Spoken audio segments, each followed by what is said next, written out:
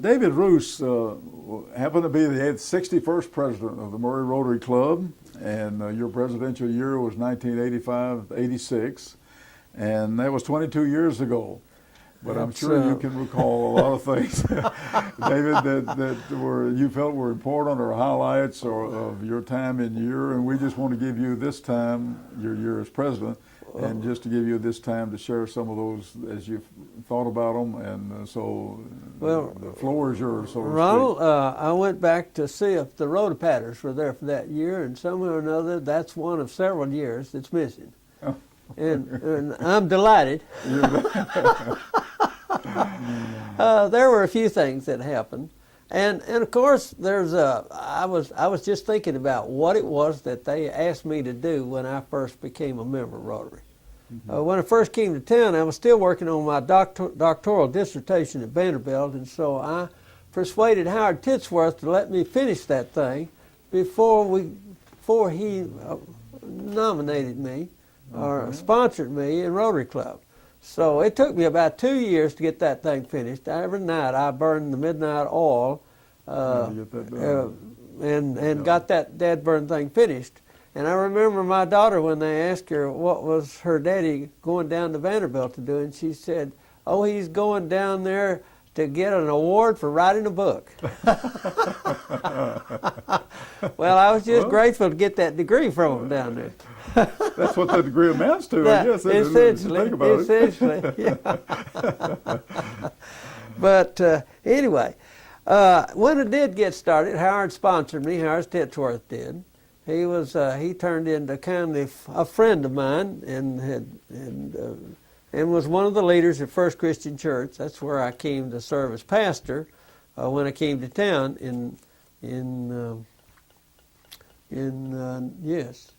1971. Okay. And then so it would have been about 73 before I got into Rotary Club. Okay, I didn't have that figured down. Well, I think from your that's the best I can recollect. My mind's not playing any tricks. Howard was your sponsor. I had that information. Yeah. Howard was always nice to me. I don't know why, but he was. I certainly didn't have many. But you're glad for it. Exactly. And so one of the things they assigned me to was eventually I moved up to chairman of the Christmas Parade Committee. And apparently I did a decent enough job that Charles Walston, who was getting ready to come on as president, he decided to move me up and put me in the line of succession to eventually become president. And so I went through that torturous effort of going through umpteen years of doing this and doing that and serving as vice chair of this and so on and taking on the responsibility. I don't know, I guess our listeners know that to go through the process, ordinarily to become president, you're supposed to go through each of the 4 major areas of service.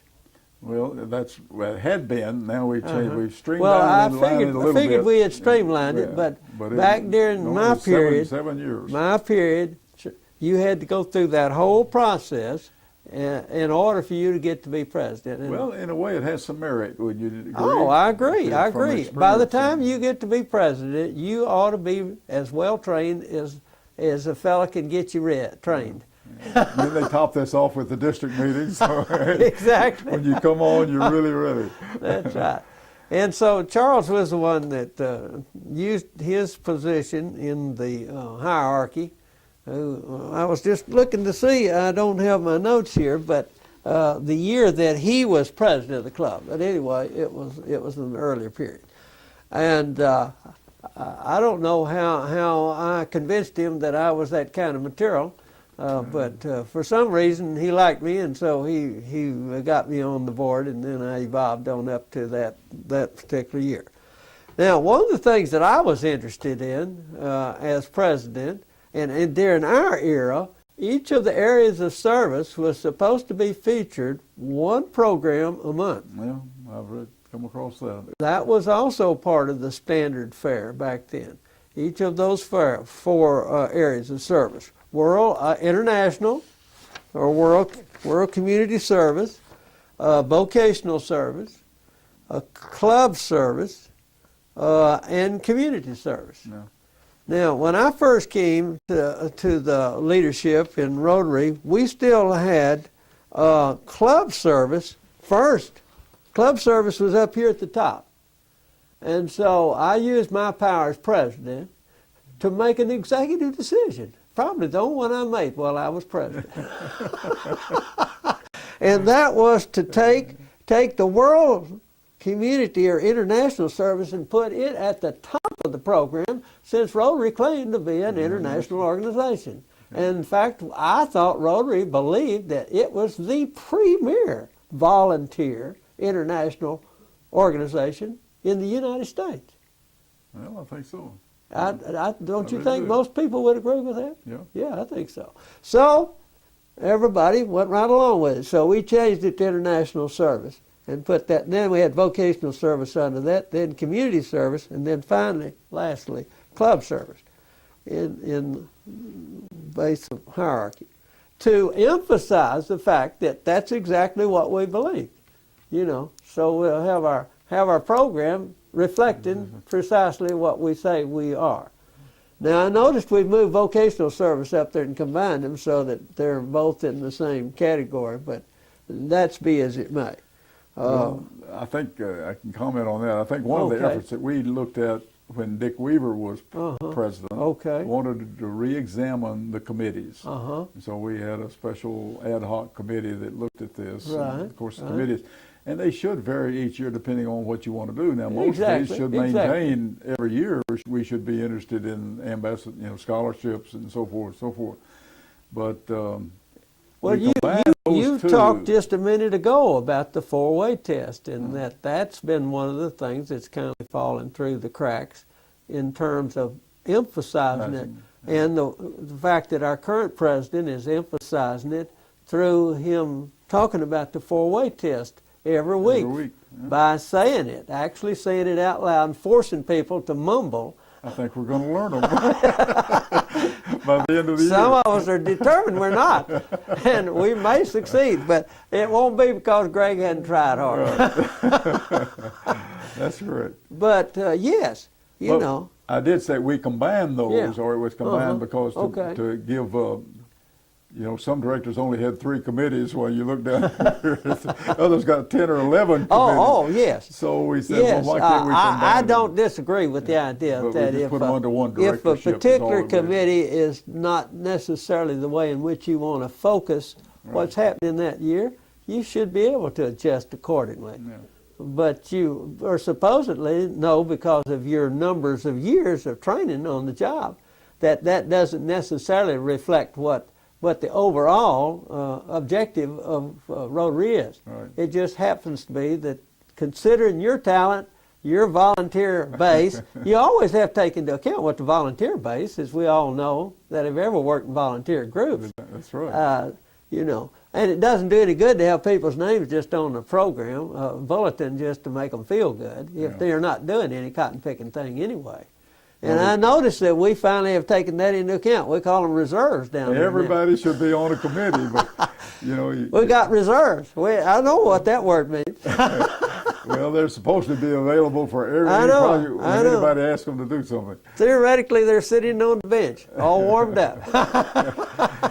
But no, that's everybody should. The idea is to get everybody involved in the membership of the club in some effort. Now, all committees don't function to the same level every year, but Anyway, That's right. probably- Well, that was just one of the comments I wanted to make. That's One of the programs that we did that year that I, as president, took charge and made happen was I wanted to have somebody talk about the tobacco wars, because historically that is a big issue in Western Kentucky. It sure is. There is nothing bigger than James B. Duke, who tried to form a national combine to starve the farmers, as we would put it down here, to death. And some say he came close. Well, it just so happened in our community we still had two people alive that remembered those incidents. One of them was Max Hurd, whose father was a farmer out in Kirksey. And I have heard Max got up at our program that day and said when he was a kid, and his bedroom was up on in the loft in the house, you know. He looked out the window of the loft, and the night riders were out there trying to destroy his daddy's tobacco barn, and were beating up on people. Now, on the other hand, it is rumored, I cannot prove this, it is rumored that Kirby Jennings' father was a leader in the Night Riders. Yeah, Kirby Jennings' father Yeah. was the head of the Murray Democrat. Yeah. Now, no, I said it can't be proven as far as I know, but it is rumored by people I have talked with from this era that it's quite possible that the head of the Night Riders in Murray and Callaway County was Kirby Jennings' father. Now, I'm not speculating, but I did have Kirby there At the program? at the program, and he spoke about his reflections on that, and being a man that was a laboring man of the people. Yeah. You know, and he left here when he was 15 years old and became a labor organizer in I started to say Chicago, but I think Detroit, it was Detroit, Detroit. yeah. That's Detroit. Yeah, he went to Detroit. He just dropped out of school and went up there and found him a labor organizing job. Detroit. Yeah, Went to Detroit. Detroit. That's right. Now, his father was the owner and the editor of the Murray Democrat right during that era, was he not? All right. That's the way I was told. Now, yeah, I thought it's fantastic to have these two 80-year-olds. Now, that doesn't seem like any years now, but then I thought, you know, to have one of my favorite folks, Max Hurd, who's now 85, I guess, at the time, and have Kirby Jennings, who's just, you know, only a couple of years away from passing away. Yeah. He's in his 80s, too. Both of them, Kirby representing organized labor, Max Hurd representing small farmers, and so on. And here they are on the same program talking about a major issue that divided Western Kentucky. That's And- an interesting and- program. And I thought, this is a moment of memorabilia for the history books, you know, to have these people, because they're not going to be here very long. Hmm. You know. Good. And so I considered that to be the highlight of me in programming, although we did some other interesting things. That was the one that I thought was the highlight. Now, others may not have seen it that way, but You did. I had my chance and I took it. You're in the seat right now, so you can say that. That's right.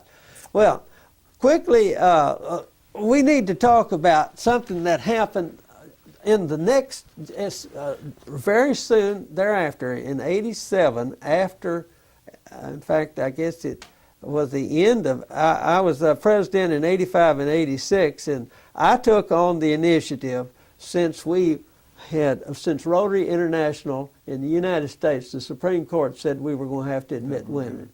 And so many of my colleagues didn't want to let them in. They wanted to be as chinchy about it as possible and not do anything until they were forced to do it. And I said, well, Dr. Kayla Stroop, who's our new president out here, the president of Murray State's always had the #1 badge in the Murray Rotary Club. Now, I know what you're doing. You're going to have her husband, Joe B. Stroop, to have that badge. But I said, historically and traditionally, it is supposed to go to the president of Murray State University. And it never said it had to be a male. And I said, Dr. Kayla Stroop, I'm going to go out and talk to her about would she come and join the Rotary Club. I mean, the Supreme Court's already ruled. We've already had Mrs. Robertson over at Fulton to be the first lady chair or governor of our district.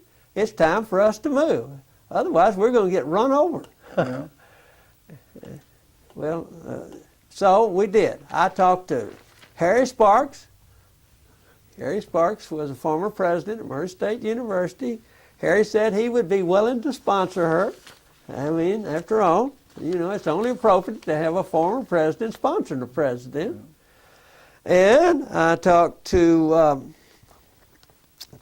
Joe Dick, and he said he would be happy to sponsor Lynette Thurman, who was her assistant. You know, Yeah. Lynette had been in charge of the program for exposing people in our community to what actually happens in the program. Leadership Murray, Lynette Thurman. I had under Joe's guidance as the chairman of the board of directors of the program, Lynette Thurman, and so he said he would sponsor Lynette Thurman. And I talked to well, it turned out that Mark Blankenship, he sponsored Sally Hopkins, and Jan Weaver was sponsored, I believe, if I'm correct, and I believe I am, at least the best notes I have, Bill Albritton. And I sponsored Virginia Slimmer, who was chairman of the new Home Economics Department in its reconfigured form. Let's see, that gave us Dr. Kayla Stroop, Virginia Slimmer, Jane Weaver, Loretta Joves, and Lynette Thurman. Those were the first 5 Rotarians that were sponsored into the club. And that was what Dr. Stroop said. If you can get a group of ladies to come into the club so that I don't stick out like a sore thumb, I will be happy to join you. And so, knowing that she had the support of her past president, Harry Sparks, and she was coming in with others that she could be proud to come in with, all of them came in. And they were all admitted in December the 10th of 1987. They were officially inducted, I believe, is the best I can tell. And that was the first time that women had ever been accepted in Rotary here in Murray and Callaway County. So it's a historic moment in that regard. Absolutely. Now, it is interesting to me that Cedric Benson, within months, went over to Betty Boston, who I'd invited to join us in the first round, but Betty was too busy working on her business, and she said, thanks, Dave, but right now it's not a good time. But Cedric Benson, who had served under her father as a U.S. colonel in the Marines in Vietnam, Cedric came over and said, you know, if we've got to have women in the club, you're the kind of woman we need in the club. So he sponsored Betty Boston. Okay. Betty Boston became the 6th woman that was admitted to the club and the first woman president of Rotary and Murray.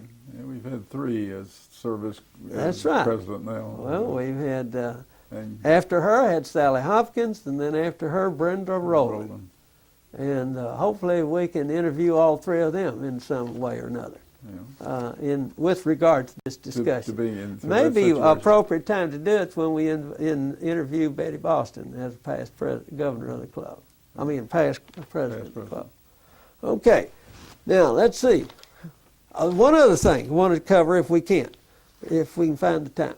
I discovered that Brother Joel Voss, as you said, was pastor at First Christian Church, and he was the first clergy in the classification, and he was a charter member that was admitted in April of 24, accepted in April 24. He was pastor at First Christian Church at the time, Brother Joel Voss.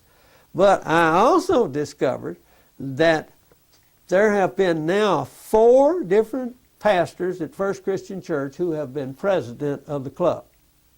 Thought that might be of interest from a from a historic standpoint. In 1929 and 30, Reverend E.V. Motley was president of the club. In 1939 and 40, A.V. Havens was president of the club. In 1948 and 49, Robert E. Jarman was president. And I got to serve in 85, 86. And I have a picture here of E.V. Motley. And the reason why I'm showing you Motley is because he was the best loved pastor that church ever had. He's one of the few, if only, that ever served it twice. He served here, and then he went off and served another church for 10 or 15 years and was very successful there. And he came back to Murray and served again. Now, I've never been anywhere where I could go back. And very few pastors I know could. Here's a picture of him, E.V. Motley, and his daughter. And the only name that you mentioned that I'm familiar with is Jarvik. Oh, okay. For you. No, I don't, didn't know. He is the best loved pastor, so they tell me, that the church ever had. He was president of the club, as we said, in 1929 and 30. And Robert E. Jarman. This is a history book that Lockie Hart had. There were continuous records that they found from 1858, and Ms. Lockie Hart was the librarian or the historian that put this together with the help of a huge committee. And so she went through the archives and found this picture of him, and there it is. And let's see, Robert E. Jarman. Maybe we can find a shot of him over here when they were all here for the big celebration in 1978. I believe it was 1978. Let's see if we can find it here.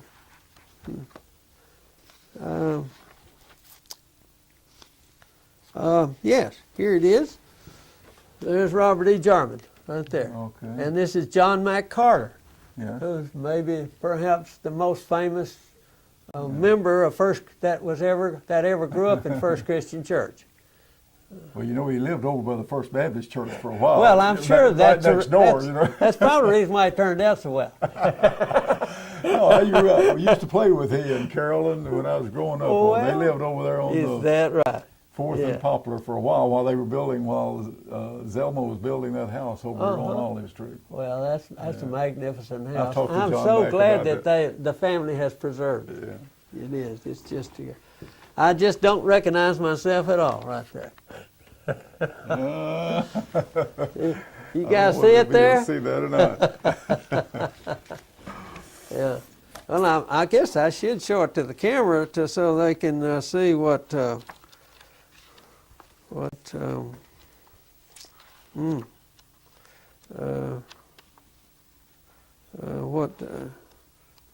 I think it's Reverend unusual Motley. that there have been Reverend 4 Motley. pastors. I couldn't believe that. Not only in Rotary, the camera needs to see what Reverend E.V. Motley looked like. He was so highly regarded. People loved him. He was kind of the John Dale of his day. I appreciate that. Yeah, I told John Dale in some program we were doing a while back, I said, John Dale, when they bring the history up to date, they're going to have a chapter just of you as the modern day person that brought us all together in this community. Yeah, it's been a remarkable fellow. It has been remarkable. Well, I know we're about to run out of time because that's the case. So I'm not going to spend any more time other than to show you that in, let's see, what was it? In 1992, I had the privilege with John Dale of being the co-humanitarians of the year. And there's the plaque that Chuck Foster, who was the chairman of the committee at the time, presented me, and John Dale was also presented one similar to that. In 1992. In 1992. And That's great. and Nice I don't know, Chuck Foster just seemed to like us both, and so he thought we'd done something worth being recognized for. I noticed he says here, Roos received the award for his involvement in numerous community activities, including membership in the Rotary Club, Ministerial Association, helping raise money for the transit program, helping lay the groundwork for the local chapter of Habitat for Humanity, and for being there with Upal Ward at the beginning of Needline and helping her. Those are some of the projects. And there's a picture of us. There's John Dell, and there is I, and there are 2 Rotarians of the Year. Had 2 co-Rotarians of the Year. One was Phil Sparks, and the other was David King. I guess we can get that. So, and I think I'll just finish it with this. Here's a picture that came from the new Rotary office that was in the newspaper that showed me taking the gavel from Bill Albritton, who had been the president of the club the year before, and the president-elect in waiting, Bob Bellington. I'll tell you, Bob looks so young there. and and then we got Trip Thurman, who was the secretary, treasurer of the club back in those days. Trip Thurman, secretary. Okay, and Dr. Jim Carlin, the new vice president. Dr. Jim Carlin, who moved up to president eventually. So there you have it. And thank you all for listening. And Well, you've, I don't know if there's still some more time there, but you've mentioned some other items that we wanted here, and that was, who was your sponsor. right. I think we also mentioned that you're a Paul Harris Fellow. That's right. And I'm glad you mentioned that because as you were talking about, during the time that our district governor, Wilson Gant, was there, we had the privilege during that period, and I, for part of that period, was president. We organized 2 Rotary circles to get some more Paul Harris Fellows going. Okay. So a Rotary circle was made up of 10 guys, each contributing $100 a year. And you drew your number out of the hat, and you got to be the Paul Harris Fellows that year. Yeah. Eventually, everybody's name was Paul. So you gave $100 every year until everybody in the group became a Paul Harris Fellow. Well, they organized 2 circles, and I was in one of those circles. And that's how I got to be a Paul Harris Fellow. Eventually, my turn came. Yeah. Well, Murray Club has been very good. Of course, there's some more than the membership. All of our membership is in the Paul Harris Fellow, the active membership, but because so many or a number have multiple, as they've made other individuals, spouses or whatnot. Right. But the number representing from this club as being affiliated, I guess, with this club is phenomenal for the membership. Yeah. I was going to, maybe you'd like to comment some of your thoughts relative to the motto of service above self and the idea of service, because I know that's reflected in all your outside activities. When I was younger, I was cynical about this kind of stuff. But the more you understand how people learn, the more you understand that repetition is the way most learning gets driven down, like putting pegs into something. You got to keep driving on the stake and keep driving it down further, and you do that with repetition, until it gets so stuck in your brain you cannot get away from it. That's the way good values have to be driven into our skulls, our bodies, our beings. If you don't do it, then somebody can come along and just wash you right on out to sea with them and drown you, and you don't even know what happened. And that's where such a significant number of people in our society are today.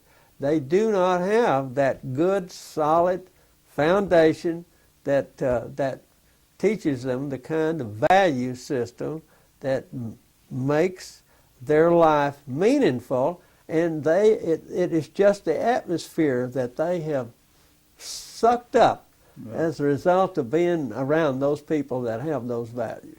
David, I think we should also mention that I think connected with your thoughts about service and how we should be involved, because you are active in a number of areas other than the Rotary, and one of these is ARP. I know that you've been very active in that's some true. of the leadership We've of the ARP. had some fun working with ARP And Boy Scouts. You we've had quite a long connection. with Boy Scouts.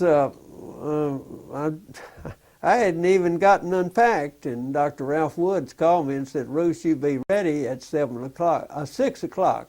We're going to Mayfield to a Boy Scout meeting tonight." And who did I meet when I got there? None other than Max Hurt, who gave the inspirational talk that night. And I was forever on Max's Hurt's team after that. And then also, I think as you would look at it as a service to the community, perhaps your involvement as far as a contributing writer for Chuck's magazine, The Montage. Well, it's been an honor. I guess that's been from the beginning. I've had good fortune. The first publication that he had, while he was willing to tolerate having me writing for him, and so far he hadn't fired me. I don't know. He's still doing it.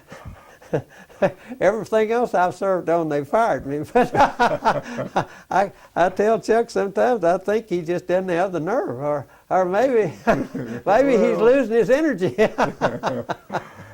So I don't know if there's anything else that you'd like to, in other areas that I might not be aware of. I've picked these up and the notes that I had and activities and interests, and maybe your thoughts about what you feel about the future of Rotary. I think that it's one of the premier, there's several premier volunteer organizations that are worldwide in scope, and Rotary is right there at the top, and has been able to withstand the onslaught of those people who want to undermine the value system that has been traditional in American society.